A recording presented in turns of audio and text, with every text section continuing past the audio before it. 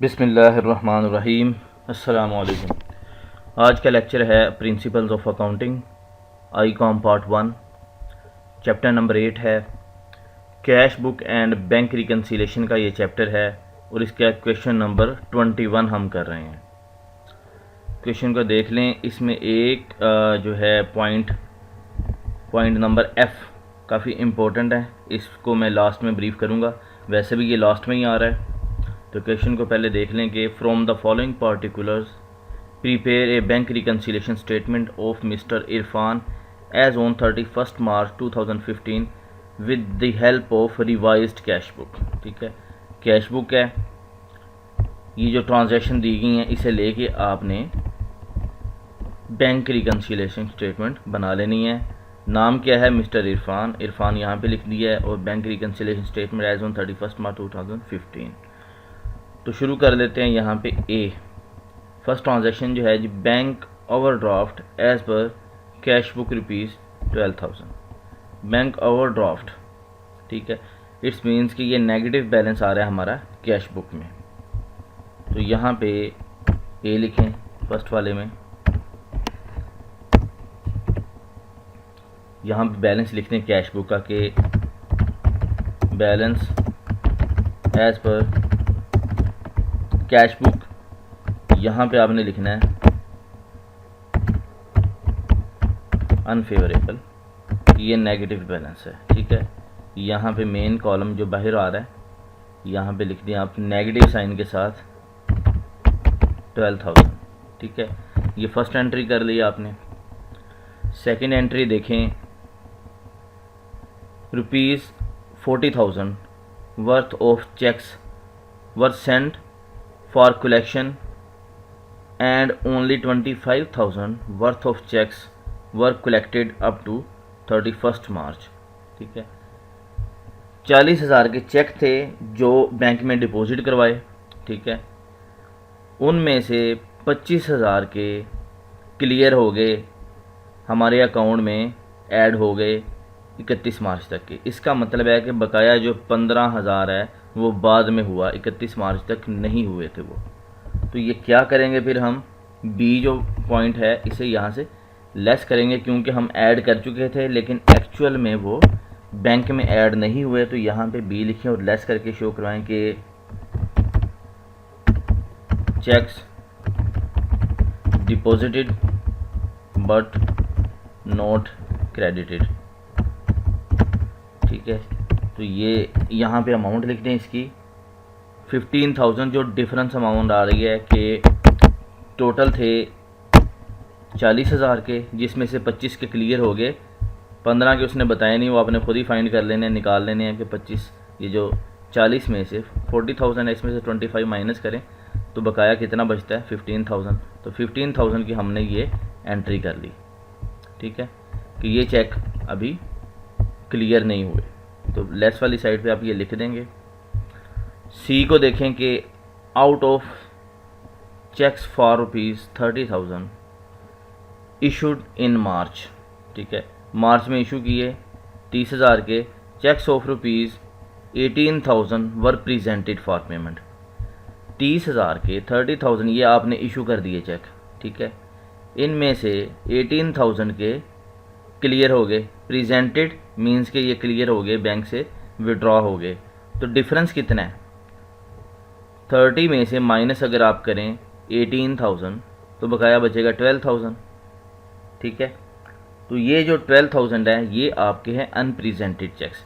तो unrepresented checks को हम अगर कैश बुक का बैलेंस हो हमारे पास और हमने पासबुक का फाइंड करना हो तो अनप्रेजेंटेड चेक्स जो हैं उन्हें ऐड किया जाता है।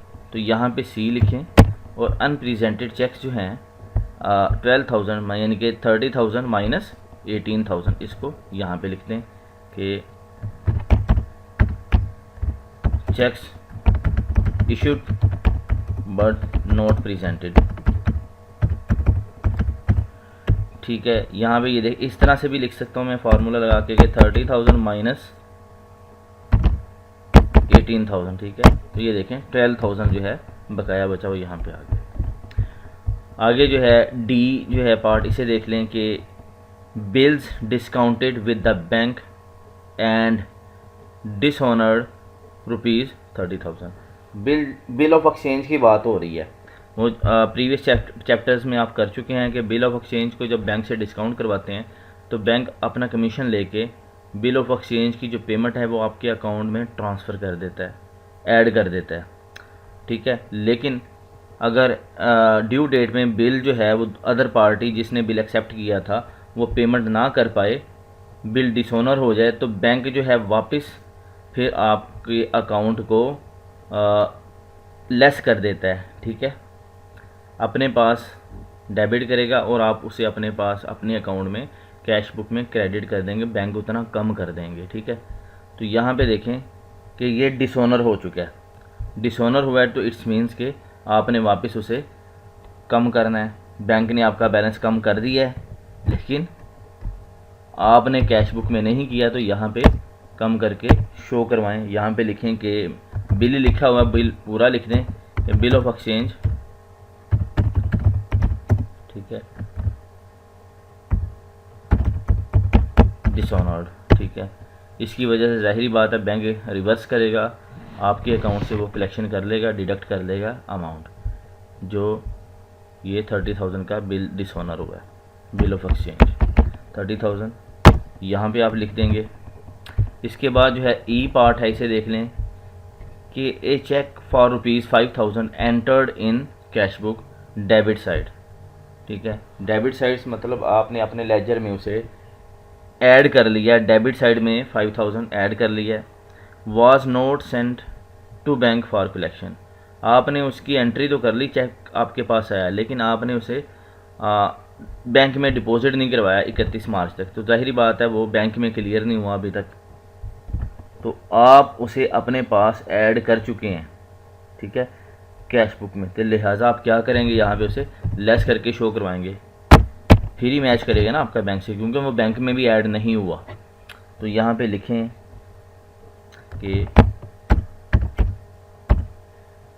Check not send for collection, कि आपने चेक कलेक्शन के लिए नहीं भेजा, डिपॉजिट नहीं करवाया, ये 5,000 का चेक जो है, ठीक है। इसके बाद जो है ये लास्ट ट्रांजैक्शन है, ये बहुत ही इम्पोर्टेंट ट्रांजैक्शन है, इसको मैं एक अलग कलर दे दूं। यहाँ पे ये देखें, अब यहाँ पे एफ जो है ये इसे देख लें, इसे बोल्ड भी कर दूं ताकि सारा बोल्ड है, अब ठीक है। अच्छा, एफ है जो कि discount received ₹250 was entered in the bank column erroneously, कि गलती से बैंक कॉलम में ऐड हो गया कैश बुक में डिस्काउंट रिसीव्ड, ठीक है। अब डिस्काउंट रिसीव्ड की एंट्री क्या होती है पहले उसे देख लें, उसके मुताबिक फिर आपने इसका ट्रीटमेंट करना है, क्योंकि इसमें गलती के चांसेस बहुत ज़्यादा हैं, इसलिए मैं इसे अलग से यहाँ पे बता देता हूँ आपको कि डिस्काउंट रिसीव्ड की आप एंट्री क्या करेंगे। डिस्काउंट रिसीव्ड एंट्री, ठीक है। यहाँ पे मैं इसे साइज बढ़ा दिया है। क्या करेंगे, डिस्काउंट जब रिसीव होता है, अगर वो कैश की सूरत में रिसीव हो रहा है, ठीक है, तो आप कैश को डेबिट करेंगे, ठीक है। या कोई पार्टी आपको डिस्काउंट दे रही है, ठीक है, तो आप उस पार्टी को डेबिट करेंगे, ठीक है। कैश होगा या पार्टी डेबिट होगी, ठीक है। ये मैं लिख देता हूँ डेबिट, ठीक है। कितनी अमाउंट के साथ, ये जो है 250 के साथ, ठीक है। यहाँ पे ₹250, ठीक है। इसके बाद क्रेडिट किसे करेंगे, डिस्काउंट को। डिस्काउंट जब रिसीव होता है तो क्या होता है कि डिस्काउंट इनकम है कंपनी के लिए, ठीक है। तो इनकम जब इंक्रीज़ होती है तो उसे क्रेडिट किया जाता है। पॉइंट नोट करें ज़रा, इनकम डिस्काउंट रिसीव्ड लिखा है, तो डिस्काउंट रिसीव्ड का जो अमाउंट जो है अकाउंट वो इनकम होती है, डिस्काउंट मिल रहा है ना कंपनी को। डिस्काउंट अलाउड एक्सपेंस होता है और डिस्काउंट रिसीव्ड इनकम है। इनकम जब भी इंक्रीज़ होती है तो उसे क्रेडिट किया जाता है। तो यहाँ पे मैं लिख देता हूँ डिस्काउंट रिसीव्ड, ये इनकम है, इनकम अकाउंट है, ठीक है। तो इसे हम क्रेडिट करेंगे, इससे मतलब क्रेडिट किया गया है डिस्काउंट रिसीव्ड की जो एंट्री हुई है, ठीक है। ये समझाने के लिए मैं यहाँ पे लिख रहा हूँ ताकि पहले ये पॉइंट क्लियर हो जाए कि एंट्री हुई क्या है। अब देखें, अगर तो उसने यहाँ पे ये मेंशन नहीं किया कि डिस्काउंट कैश में मिला या पार्टी में, उससे कोई फ़र्क नहीं पड़ेगा क्योंकि बात हो रही है सेकेंड एंट्री की। फर्स्ट एंट्री में या तो कैश डेबिट हो जाएगा या जो पार्टी आपको डायरेक्ट डिस्काउंट दे रही है, ठीक है, और बकाया आप उसे पेमेंट कर रहे हैं। फ़र्ज़ कर रहे हैं आपने 10,000 उसे पेमेंट करनी थी वेंडर को, उसने 1,000 का आपको डिस्काउंट दे दिया 1,000, तो बकाया जो 9,000 की आप पेमेंट कर रहे हैं उसे, लेकिन उसका अकाउंट जो है आप टोटल 10,000 से ही डेबिट करेंगे, ठीक है। अपना बैंक जो है 9,000 से क्रेडिट करेंगे और फिर डिस्काउंट को क्रेडिट करेंगे 1,000 के साथ, वो क्योंकि वो इनकम आपकी बन रही है अब, ठीक है। तो डिस्काउंट देखें कम हो रहा है, डिस्काउंट रिसीव्ड जो है वो क्रेडिट होता है 250। इसका मतलब ये है कि यहाँ पे लिख रहा है कि discount received ₹250 was entered in the bank column, ठीक है, कि बैंक कॉलम में एंटर कर दिया है कि ये जब आपने उसे बैंक कॉलम में क्रेडिट साइड पे किया होगा, ठीक है। क्रेडिट पे मतलब बैंक का अकाउंट जो है उसे कम कर दिया बैलेंस, ठीक है। एक्चुअल में वो कम होना नहीं था, ठीक है। तो आपने क्या करना है, फिर इसे यहाँ पे ऐड करके लिखना है।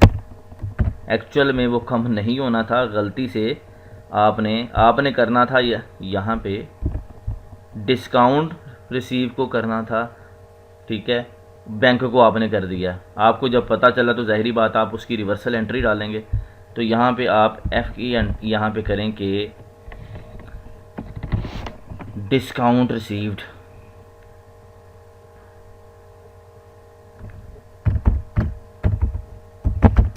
Discount received wrongly entered in bank, wrongly credited भी कर सकते हैं, wrongly credited, ताकि क्रेडिट हुआ ज़्यादा कॉन्सेप्ट क्लियर हो जाए। wrongly credited बैंक, ठीक है। यहाँ पे अमाउंट आप लिखें 250। तो ये आपके ट्रांजैक्शंस कंप्लीट हो गई हैं। अब यहाँ पे जो ऐड होने वाली हैं उनको ऐड करके बाहर ले आएँ, ठीक है, और जो लेस होने वाली हैं ट्रांजैक्शंस उनको ऐड करके बाहर ले आएँ। फिर हम इसको प्लस या माइनस और जो है जो ऐड होने वाली उन्हें ऐड कर लेते हैं और जो लेस होने वाली उन्हें लेस कर लेंगे। देखिए यहाँ पे ये आ गई है अमाउंट। पहली जो है ये जो आ रहा है balance, negative balance as per cash book, इसमें ऐड जो होने वाली ट्रांजैक्शंस हैं वो 12,250 की हैं, इसे ऐड कर लें। देखें वो 12,000 ये नेगेटिव है और ये पॉजिटिव है। एंटर करता हूँ तो यहाँ तक जो है बैलेंस आ रहा है 250, ये पॉजिटिव है। इसके बाद यहाँ पे जो हमने करना है कि क्योंकि इन्हें लेस करना है, ये अमाउंट्स जो हैं 50,000 की ये लेस होनी है। तो देखें यहाँ पे फार्मूला जो लगना है, ये 250 में से ये माइनस हो जाएगा 50,000, ठीक है। तो बकाया क्या बच रहा है मेरे पास 49,750। तो ये डेबिट बैलेंस है। डेबिट मीन्स कि ये ओवरड्रा हुआ हुआ बैंक से। पासबुक में भी हमारा जो है नेगेटिव बैलेंस आ रहा है 49,750 रुपीज़, यही आंसर है, ठीक है। और इसमें जो मेन पॉइंट था वो था डिस्काउंट रिसीव्ड एंट्री का।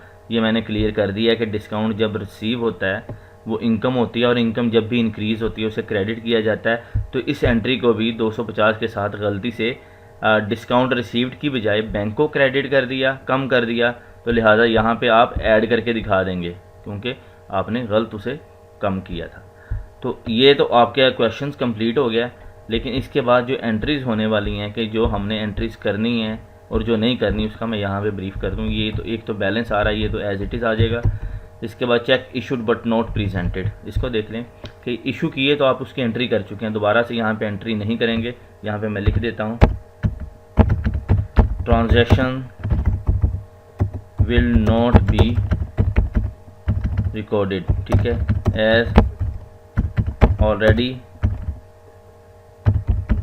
Recorded in cash book. ये आप एंट्री कर चुके हैं, दोबारा से इसकी एंट्री नहीं करेंगे। ये जो आ रहा है discount received wrongly credited bank, ठीक है, यहाँ पे आप करेंगे ट्रांजैक्शन रिकॉर्ड करेंगे और रिवर्स इसकी एंट्री करेंगे हैं। यहाँ पे मैं लिख देता हूँ reversal transaction will be recorded. अब रिकॉर्ड क्या करेंगे आप यहाँ पे ट्रांजैक्शन, फर्स्ट एंट्री जब होती है कैश या पार्टी को आप डेबिट करके डिस्काउंट की जगह पे आपने बैंक को क्रेडिट, ये तो एक्चुअल एंट्री थी, ठीक है, ये थी actual entry, discount received entry जो रियल या एक्चुअल में होनी चाहिए, ठीक है। लेकिन हुई कौन सी है, जो हुई है वो बैंक हो गया क्रेडिट, ठीक है, उसने बैंक को कर दिया। तो अब आप क्या करेंगे, बैंक को कम कर दिया था, तो लिहाजा आप यहाँ पे रिवर्सल एंट्री जब करेंगे तो बैंक को वापस डेबिट कर देंगे। कितनी अमाउंट के साथ, 250 के साथ ही, ठीक है, 2। अब क्रेडिट किसे कर देंगे, डिस्काउंट को, डिस्काउंट रिसीव्ड जो इनकम है आपका उसे आप क्रेडिट करेंगे ₹250 के साथ, ठीक है। ये एंट्री यहाँ पे आप रिवर्सल एंट्री ये डालेंगे, ये वाली जो है, क्योंकि बैंक को आपने गलती से कम कर दिया था, दोबारा यहाँ पे बैंक को बढ़ा के और डिस्काउंट को आप जो है आपकी इनकम है इसको बढ़ा देंगे, तो ये ट्रांजैक्शन रिवर्स हो जाएगी। इसके बाद check deposited but not credited, ये ट्रांजैक्शन नहीं होगी, इसलिए यहाँ पे भी मैं सेम नरेशन लिख देता हूँ कि transaction will not be recorded. Bill of exchange dishonoured, ठीक है, ये डिसऑनर हुआ है, तो ये आप क्या करेंगे कि इसकी एंट्री आप रिकॉर्ड करेंगे। यहाँ पे मैं लिख देता हूँ transaction will be recorded, record करेंगे कैश बुक में इसकी, लेकिन करेंगे क्या, आप जिस पार्टी ने इसे एक्सेप्ट किया था, जाहिरी बात है उसने जब डिसऑनर कर दिया है, तो अब आपका बैंक तो कम हो गया, आप दोबारा से पार्टी को अपना डेटर बना लेंगे, अपने कस्टमर को। यहाँ पे मैं लिख देता हूँ कस्टमर ऑब्लिक पार्टी भी कर दिया, इसको आप करेंगे डेबिट, ठीक है, कितनी अमाउंट से, 30,000। ये एंट्री करेंगे 2, बैंक आपका कम हो जाएगा, क्योंकि जब चेक ये बिल ऑफ एक्सचेंज डिसऑनर्ड होता है तो आपके अकाउंट से वो अमाउंट रिकवर कर लेता है बैंक, ठीक है, तो बैंक ने रिकवर कर लिया है 30,000, तो ये बैंक आपका कम हो जाएगा। यहाँ पे मैं बैंक लिखा है और साथ में क्रेडिट भी लिख दूँ, ये ठीक है, मज़ीद वाज़ेह हो गया। लास्ट ट्रांजैक्शन इसमें जो थी ये ई के cheque not send for collection, देखें ये आपने इसकी एंट्री कर चुके थे आप, ठीक है, सिर्फ डिपॉजिट के लिए आपने भेजा नहीं है, डिपॉजिट नहीं करवाया। Transaction will not be recorded as already recorded in cash book, just आप इसे डिपॉजिट करवा देंगे और वो क्लियर हो जाएगा और आपका बैलेंस बैंक से मैच कर जाएगा। सिर्फ इसे डिपॉजिट करवाना है आपने, लेकिन इसकी एंट्री नहीं करेंगे। ये सारी ट्रांजैक्शन जो होने वाली हैं और जो नहीं होने वाली मैंने सारी आपको बता दिया, और डिस्काउंट की बहुत अहम थी, इसकी भी एग्जांपल दे के मैंने आपको समझा दिया। उम्मीद करता हूँ कि आपको अच्छे से समझ आ गया होगा। फिर भी अगर किसी स्टूडेंट का कोई क्वेश्चन है, कोई कन्फ्यूजन है, तो मुझे कमेंट करें, व्हाट्सएप करें, मैसेज करें, मैं इंशाल्लाह आपको मज़ीद एलेबोरेट कर दूँगा। वीडियो को लाइक करें, अपने दोस्तों के साथ शेयर करें, और अगर आप इस चैनल पर नए हैं तो प्लीज़ इसे सब्सक्राइब कर दें। Thanks for watching my video. अल्लाह हाफिज़।